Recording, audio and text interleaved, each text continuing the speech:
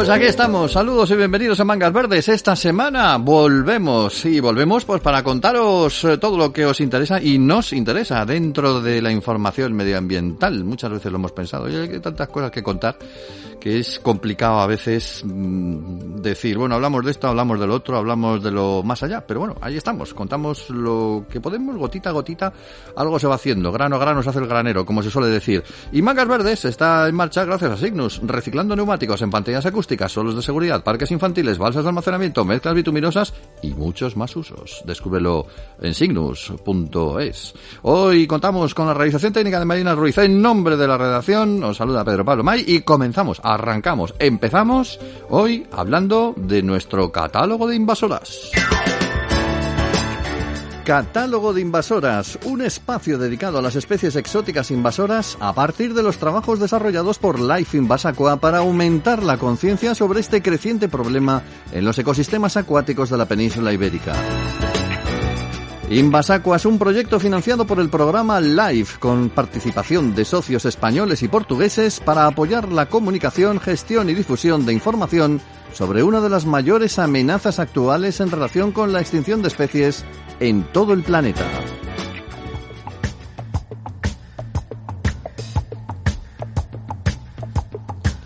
Lo de las especies invasoras no es algo exclusivamente propio de nuestra época, aunque nos lo pueda parecer.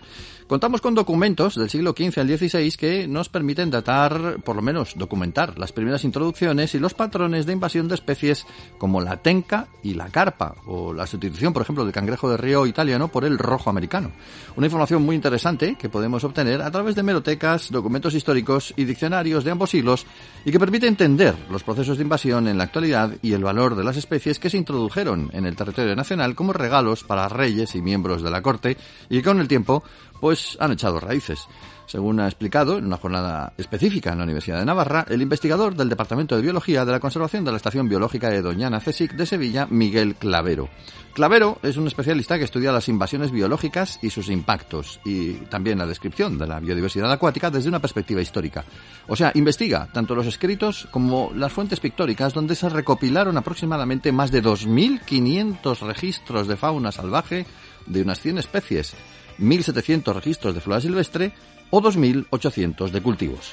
Un caso concreto, por ejemplo, el del cangrejo de río italiano, que estábamos comentando antes. Este cangrejo se consideraba autóctono en España, a pesar de que venía de Italia, por eso se llamaba así, cangrejo de río italiano. Se introdujo por primera vez en España en 1588. Sin embargo, en los años 60 del siglo XIX, este cangrejo llegó al máximo de distribución y fue a finales de los 90 cuando se empezó a hablar de la disminución de su población por un aumento considerable del interés por parte de la población, que lo llevó a la sobreexplotación. Resultado, pues ahora tenemos el cangrejo de río americano, que es una especie invasora y que es el que, bueno, pues prácticamente se introdujo y se potenció su uso para poder luego merendárselo. Es lo que Clavero denomina la espiral de retroalimentación positiva, que puede conducir a la extinción o a la sustitución de las especies debido a un exceso de interés. Este ejemplo concreto, según Clavero, se puede aplicar a otras especies que han sido introducidas en la península ibérica y que la sociedad, al final, termina adoptando como autóctonas, lo cual genera cambios en los ecosistemas. Entender los documentos del pasado ayuda a entender y analizar el presente para su control de conservación. Invasacua está financiado por el programa LIFE de la Unión Europea y coordinado por la Universidad de Murcia. Cuenta con la participación de la Unión Internacional para la Conservación de la Naturaleza, el Museo de Ciencias Naturales CSIC, la Sociedad Ibérica de Ictiología, las Universidades de Santiago de Compostela, Navarra y Évora, la Asociación Portuguesa de Educación Ambiental y EFE-Verde de la agencia EFE.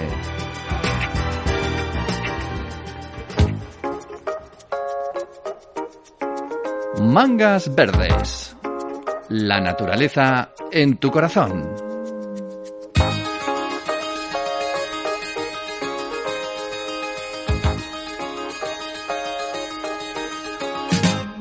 La semana pasada, la Comisión Europea presentaba su propuesta legislativa para minimizar la deforestación y la degradación de los bosques causada por las materias primas importadas a la Unión Europea. En su documento ha indicado que la opinión pública europea quiere una mayor y una mejor protección de los ecosistemas y los bosques tropicales y una restricción de los productos vinculados con la deforestación, como la soja o el aceite de palma. Sin embargo, este texto tiene agujeros y lagunas, según los ecologistas. Vamos a conocer cuáles y dónde, porque hoy contamos con Tom Kucharz, de Ecologistas en Acción, que nos puede ilustrar sobre este asunto. Tom, buenas tardes. Muy buenas tardes, Pedro. Un placer. Bueno, ¿cuáles son los puntos más polémicos de ese dossier y por qué? Lo primero que tenemos que resaltar que a pesar de las promesas hechas por los gobiernos y las empresas a lo largo de los últimos años, la deforestación sigue siendo una grave realidad. Estamos hablando de que cada año se deforestan 10 millones de hectáreas. Para hacernos una idea, esto es un campo de fútbol cada 2 segundos, ¿no? Y esa destrucción de bosques acelera la pérdida de biodiversidad, la crisis climática y sobre todo es la condición para propagar enfermedades como la COVID-19. Pero sobre todo está muy asociado a graves violaciones de derechos humanos. Como recordatorio, en el 2020 en Colombia, por ejemplo, fueron asesinados 65 activistas en defensa del medio ambiente y los derechos humanos. En México 30, en Filipinas 29, en Brasil 20, ¿no? Para hacernos una idea de lo que estamos hablando. Sí. Así que la primera gran laguna que estamos viendo respecto a ese reglamento que ha presentado la Comisión Europea sobre la deforestación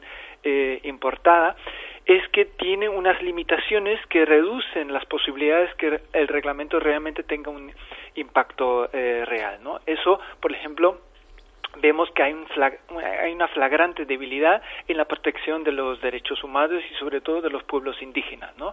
El reglamento obligaría, digamos, a respetar las leyes nacionales, pero en países como Brasil, Colombia, el Congo o Burma, ¿no?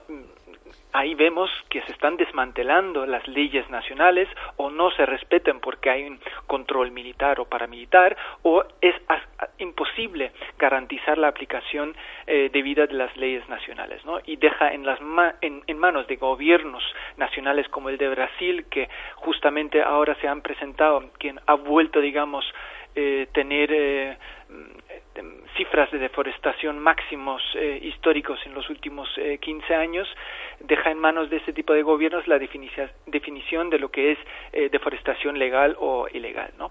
Sí. El segundo punto es que la lista de materias primas a regular en ese reglamento es demasiado limitado, ¿no? Incluye, por ejemplo, nosotros pensamos que debería incluir todo tipo de carnes y subproductos de la soja, el tema del caucho, que el 70% del caucho es utilizado para los neumáticos, para la industria automovilística, y el caucho provoca, por ejemplo, mucha deforestación en países de Asia y África y no está incluido en el reglamento. Y el tercer punto es que la lista de ecosistemas que pretende proteger es demasiado limitado. Falta incluir los pastizales, humedales y turberas, que son ecosistemas donde se generan importantes servicios ecosistémicos y muy importantes para la biodiversidad y no estarían incluidos en este reglamento. Así que tenemos muchas, digamos, peros que poner a ese reglamento, ¿no? Sí. Uno, por ejemplo, es el sistema de clasificación de riesgo que incluye ese reglamento, es muy problemático, ¿no? No sé si algunos conocen un poco cómo va el tema, la lista de la Unión Europea sobre los paraísos fiscales, pero esa lista es tan débil que sigue habiendo muchísimo fraude fiscal, pues algo parecido pasaría con ese reglamento que puede eximir a empresas de aplicar esa diligencia debida que se propone con ese reglamento y que se podrían importar productos de países calificados de bajo riesgo sin los controles debidos, ¿no? Bueno, si no estoy mal informado, la propuesta tiene que pasar por el Parlamento Europeo y por los diversos estados. ¿Qué esperáis de la aportación española en este caso? Bueno, España es el tercer país que más deforestación importa, ¿no? En el 2019, por ejemplo, importamos 2,4 millones de toneladas de soja de Brasil y es importante que el 70% de la destrucción de bosques asociada al consumo de soja en la Unión Europea se concentra en el cerrado, ¿no? Que no es un ecosistema que una parte del cerrado no entraría en la regulación de ese reglamento, por lo tanto, esperemos del gobierno español pero también de las eurodiputadas y los eurodiputados en el Parlamento Europeo que en la negociación en el 2022, sobre todo entre abril y junio, pues mejoren ese reglamento. Eso significa, por ejemplo, que se debería poner énfasis en establecer mecanismos de control fuertes, obligaciones extraterritoriales efectivas basadas en el derecho internacional de los derechos humanos, ¿no? La ley debería imponer requisitos de trazabilidad para determinar el origen exacto de las materias primas que se importan, y también necesita sistemas que permitan rastrear las materias primas hasta el punto de recolección y producción en todos los ámbitos, ¿no? Y también deberían extenderse el ámbito del reglamento a las entidades que financian la actividad de la agricultura y ganadería industrial responsables de la deforestación. Ahí vemos, por ejemplo, bancos y fondos de inversión, los mismos que desahucian a la gente en España, pues financian la deforestación en la Amazonía, en el Pantanal o en el Cerrado de Brasil, ¿no? También esperamos del gobierno español que ponga sanciones en este reglamento a los operadores, comerciantes y las entidades financieras que incumplen ese reglamento. Y los estados también deben designar autoridades competentes e independientes con la potestad y los medios suficientes, que es muy importante, para hacer inspecciones. Las inspecciones previstas en ese reglamento son ridículos, entre el 5 y 15%. Nosotros creemos que se deberían contratar muchísimos más personal funcionariado en las aduanas o, por ejemplo, a través del SEPRONA, que podrían hacer una inspección muy exhaustiva de todas las materias primas que entran por los puertos de España, ¿no? Y también se debería incluir en ese reglamento la obligación de indemnizar por los daños que la diligencia debida hubiera permitido evitar en los países exportadores, sobre todo indemnizar a las comunidades indígenas y locales campesinas afectadas por la deforestación y destrucción ambiental o las violaciones a los derechos humanos. Y por último, creemos que esa ley también debería contemplar la publicación de una lista de infractores, que es justo un tema que ha caído del borrador que ha presentado la Comisión Europea. De los datos que manejáis, se entiende que hay productos que están perdiendo, además, muy rápidamente su aura de bondad, ¿no? Por ejemplo, durante años se nos ha estado hablando de la soja como si fuera pues la panacea para muchas cosas, incluso al final ya hasta para producir biodiesel, pero da la impresión de que al final pues no es oro todo lo que reluce, y la soja no es precisamente un cultivo que beneficie, en este caso, ni a las comunidades que se dedican a ella, ni a los bosques que se sacrifican para producirla. Efectivamente, si hablamos de ese 16% de la deforestación mundial que produce la Unión Europea a través de su comercio internacional de materias primas, el aceite de palma y las soja son dos de estos productos que más deforestación provocan y se utilizan muy transversalmente. En el caso de España y también de la Unión Europea, casi el 90% de la soja que se importa se utiliza para los piensos en la ganadería industrial. De hecho, España es líder en la producción de estos piensos, y ya sabemos que en España esa ganadería industrial está vinculada a la contaminación de agua, de acuíferos, de despoblación rural, de pérdida de empleos en el mundo rural, también de un fuerte molestias, ¿no?, para las poblaciones rurales, y la ganadería industrial es un sinsentido y una crueldad también con los animales, donde no se respetan la dignidad de los animales, donde viven en condiciones absolutamente terribles y horribles. Y claro, esa importación de soja entonces también tiene un efecto de violación de derechos humanos y deforestación en países como Brasil, y aquí en España esa importación de soja es generador de pobreza y despoblación rural, porque hemos dejado de producir piensos locales, ¿no?, que es justamente lo que deberíamos hacer, dejar de importar soja para producir diferentes habas que podrían utilizarse como piensos en la ganadería extensiva y en la ganadería ecológica, que es el futuro por el que debería apostar el Ministerio, y no apoyar la industria de los piensos, que es justamente lo que está sucediendo actualmente, ¿no? El Ministerio de Agricultura es más un lobby de las grandes industrias de piensos que un ente que debería poner en marcha políticas de apuesta por la ganadería extensiva, la agricultura ecológica, el mundo rural vivo y la soberanía alimentaria, ¿no? Y en ese sentido, pues están muy conexos los problemas de deforestación en terceros países con los problemas del mundo rural y la pérdida de soberanía alimentaria en nuestros pueblos. Vosotros tenéis un proyecto que se llama Los Rostros de la Soja. ¿Puedes hablarnos un poco de ello? Bueno, justamente el proyecto de Los Rostros de la Soja querían explicar toda esa cadena de dónde viene el producto y qué impactos sociales, ambientales, pero también económicos está teniendo a lo largo de esa cadena, ¿no? Nosotros tenemos contacto con organizaciones, por ejemplo, en Brasil, que tienen una campaña que significa agro es fuego, ¿no?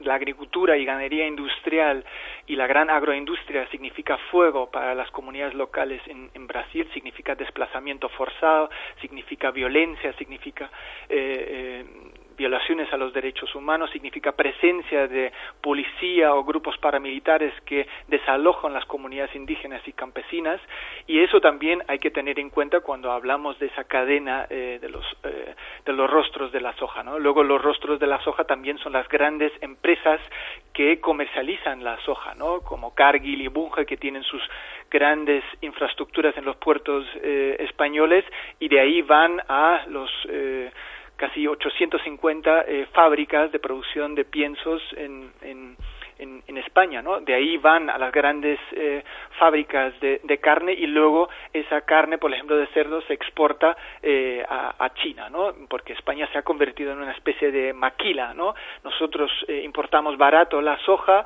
destruimos empleo en el mundo rural porque no producimos los piensos localmente, sino gran parte viene de la soja importado, que tiene tremendos huellas sociales y ambientales que no pagan estos grandes empresas que importan la soja, y luego genera impactos sociales y ambientales en España con la ganadería industrial, y luego exportan las grandes empresas de carne estos productos a terceros países, ¿no? Por lo tanto, tenemos mucho más ganadería de la demanda local en España de estos productos, ¿no? Entonces queremos poner los rostros, y los rostros también son estas mujeres ganaderas que desde hace muchos años han apostado por la ganadería extensiva.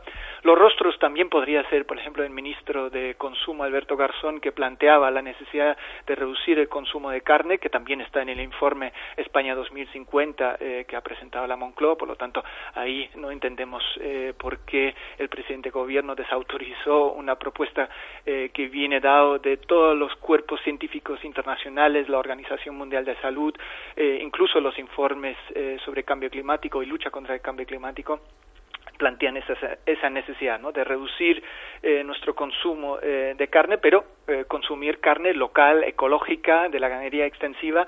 Y entonces también ese proyecto, Los Rostros de la Soja, apuesta también por las alternativas, ¿no? Están las alternativas encima de la mesa. España debería dejar de importar soja y apostar por la producción de piensos locales, que eso sí sería una alternativa para fomentar la economía local en el mundo rural, crear puestos de trabajo y una relocalización de la población y fijar población en el mundo rural, apostar por la soberanía alimentaria y sobre todo por un sistema de agricultura y ganadería ecológica, sostenible y que recoja un poco las necesidades de las personas y no los intereses económicos de las grandes empresas que hoy tristemente dominan las políticas agrarias.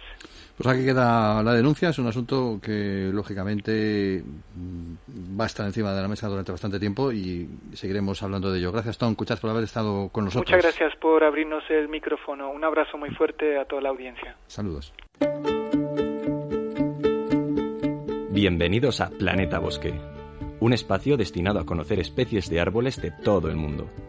Planeta Bosque apoya Life Terra, una fundación que cuenta con entidades de 8 países en un proyecto del programa LIFE de la Comisión Europea para plantar 500 millones de árboles de aquí al año 2025.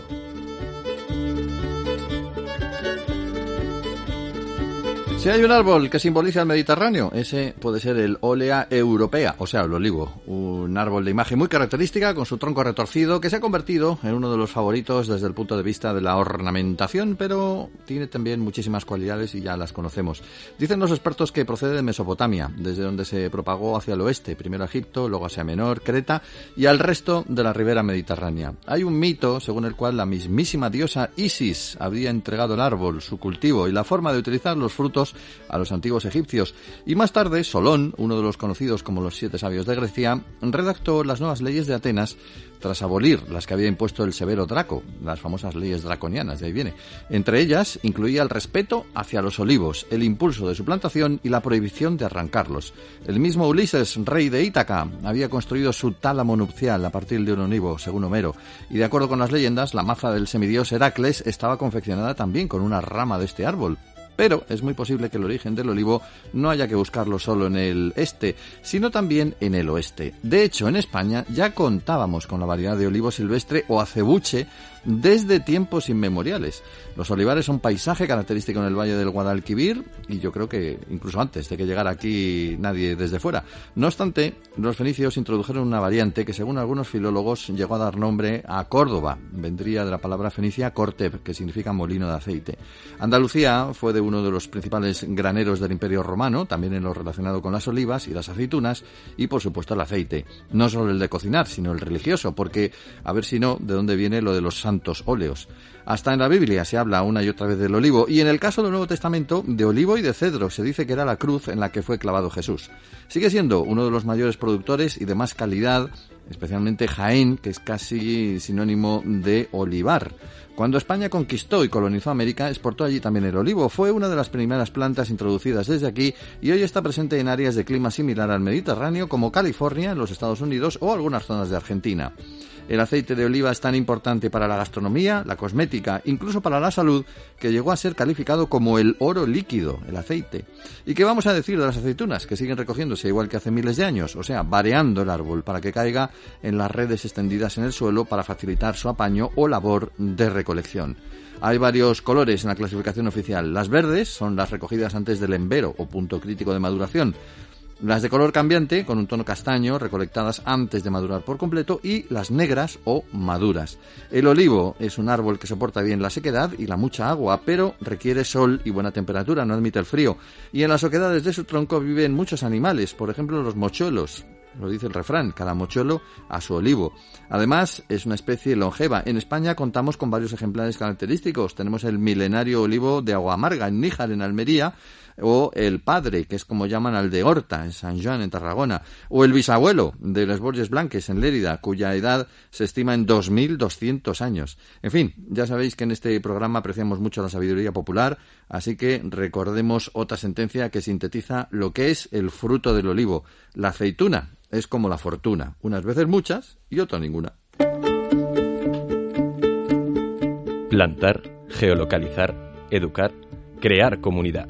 Si quieres hacer algo eficaz en favor del medio ambiente, súmate a LifeTerra, uno de los proyectos más importantes diseñado en la Unión Europea para reforestar nuestro continente. Aprende más en www.lifeterra.eu.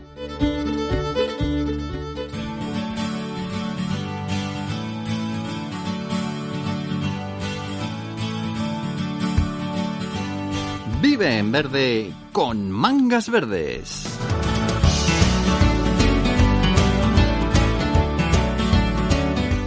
Desde que mis hijos juegan en el parque infantil con suelo de seguridad, cuando se caen ya no se hacen daño como antes. ¿Sabes que gracias a la labor de reciclado de los neumáticos fuera de uso que hace Signus, se construyen áreas de juego infantiles más seguras y llamativas? Signus, dando valor al neumático fuera de uso. Síguenos en redes sociales.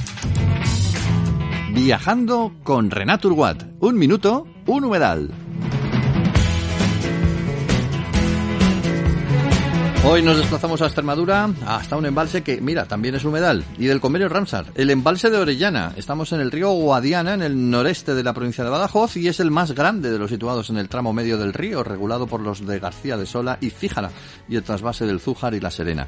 Supera las 5.000 hectáreas de superficie en los términos municipales de Orellana la Vieja, Orellana de la Sierra, de ahí viene el nombre de Orellana, claro, pero también de Acedera, Navalvillar de Pela, Casas de Don Pedro, Talarrubias, Puebla de Alcoceres, Parragosa de Lares y Campanario. Fue construido este embalse para suministrar agua a los regadíos de la provincia pacense, pero ha terminado albergando otros usos, por ejemplo el baño en los deportes acuáticos. Tiene una playa, le valió el apelativo popular de Costa Dulce, tiene su bandera azul y todo, la primera, por cierto, de una playa de interior en España. De hecho, sus aguas presentan, según los especialistas, unas características excepcionales y han llegado a ser calificadas como la reserva de agua más limpia de toda España. Por ello, y aquí lo que nos interesa, se ha creado y mantenido en esta zona un nutrido ecosistema del que también podemos disfrutar. De hecho, las aguas del embalse de Orellana, junto con las de las lagunas de la Albuera, son las únicas zonas húmedas extremeñas que pertenecen a la lista de humedales de importancia internacional Ramsar. Este caso también son Red Natura 2000, con la figura de CEC, o Zona de Especial Conservación. En Orellana veremos especies en peligro e incluso al borde de la extinción, que se refugian en la zona, sobre todo en la época de la invernada. Es el caso de las cigüeñas negras. Pero también hay buitres leonados, águilas reales, aguiluchos cenizos y otras especies de aves acuáticas como el pato colorado. También hay mamíferos como tejones, nutrias o sapos corredores y un ortóptero, como es la langosta, que por un lado resulta muy molesto por su condición de plaga en determinadas temporadas, pero por otro lado es imprescindible como alimento para multitud de especies de aves que viven literalmente de comérselo. En la zona tenemos también otro artrópodo de importancia y que antes hemos mencionado, el cangrejo rojo americano, sí señores, una especie invasora, y ahí la tienes, está sin ningún problema, adaptada.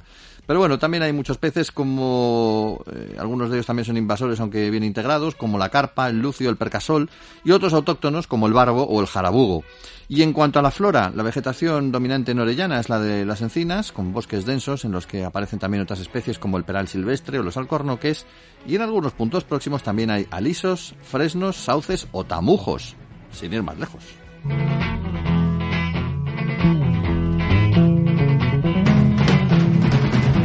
Life Renature Watt es un proyecto europeo destinado a mejorar la calidad ambiental de las aguas mediante el uso conjunto de humedales artificiales y fangos deshidratados procedentes de potabilizadoras de aguas, coordinado por la Universidad Politécnica de Valencia con socios españoles y portugueses.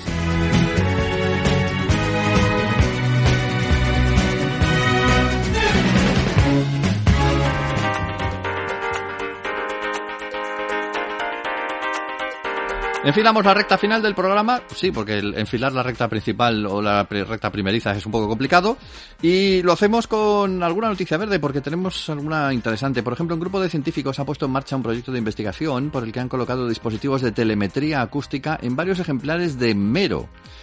A que no sabéis, por cierto, cómo se dice mero, su denominación latina. Epinephelus marginatus. Yo prefiero llamarle mero, que nos entendemos mejor. Bueno, estos meros en las reservas marinas del Toro y Malgrats, en Baleares, harán así de centinelas para medir los efectos del calentamiento global en la diversidad marina en la zona. Son científicos del Instituto Mediterráneo de Estudios Avanzados, de IMEDEA, del CSIC UIB y la Dirección General de Pesca y Medio Marino del Gobierno Balear, los que han comenzado esta investigación que ayudará a entender los efectos del calentamiento global en la biodiversidad marina, fomentar la pesca sostenible y generar información científica de calidad para la evaluación de áreas marinas protegidas, según ha confirmado el IMEDEA.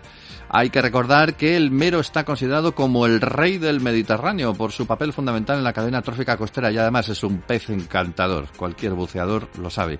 Es una especie sedentaria y territorial catalogada como vulnerable según la lista roja de la UICN.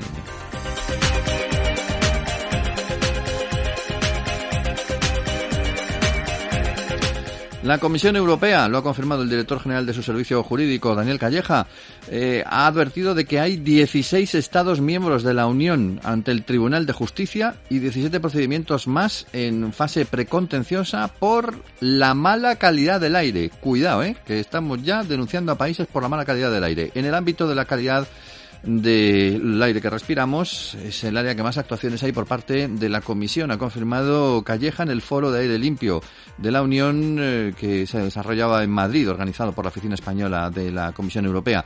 El coordinador del informe sobre el ozono de Ecologistas en Acción, Miguel Ángel Ceballos, hablaba durante el turno de preguntas posterior al debate, preguntó por la posibilidad de agilizar los procedimientos existentes y que no transcurran 11 años de incumplimiento, como asegura es el caso de alguna ciudad como Madrid, con el valor límite de dióxido de nitrógeno.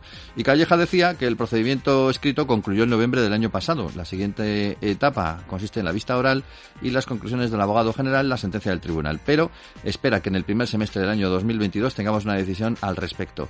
Lo interesante es eso, que hay 33 casos de contaminación por mala calidad del aire en 16 Estados miembros, que son donde han comenzado. En el resto a lo mejor es que ni se han tomado la molestia todavía de mirar.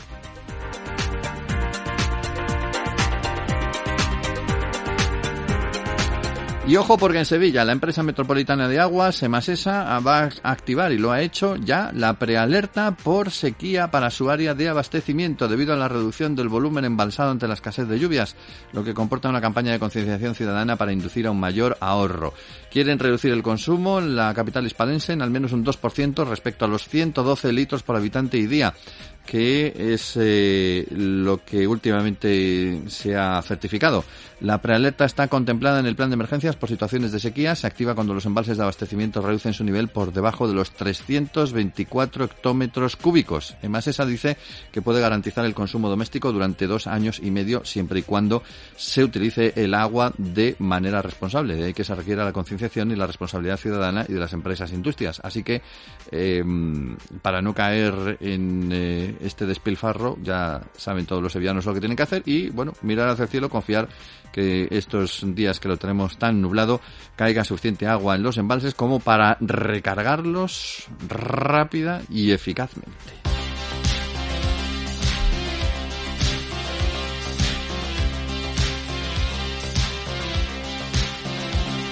No queremos terminar el programa de hoy sin agradecer al jurado de los premios de periodismo Orange por habernos hecho finalistas. Mangas Verdes, estuvimos ahí casi, pero casi ganadores de la primera edición de sus galardones en la categoría audiovisual. Pero casi, nos quedamos ahí en el casi. Lo voy a decir una vez más, casi. Pero volveremos a la carga el año próximo, a ver si lo conseguimos. Mientras tanto, vamos echando el cierre, que ya es hora, y lo hacemos como mandan los cánones con nuestro refranero celtibérico, que en esta ocasión nos lleva hasta el final de mes, hasta el día 30, que es la festividad de San Andrés. Esto es así porque, aunque aún nos quedan unos días para terminarlo, este es el último programa de noviembre. Y por tanto, tenemos que avisar, porque hay que avisar que si nieva por San Andrés, nieva mucho más después. Ahí lo tenéis ya apuntado. Es más, yo creo que podríamos añadir algo a esta frase, ¿no? Podríamos decir algo así como ve preparando la cena, que viene otra Filomena.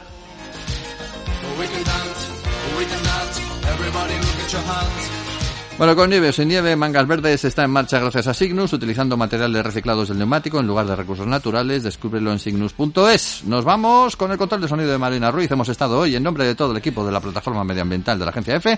Os habló Pedro Pablo May. ¡Feliz y verde semana!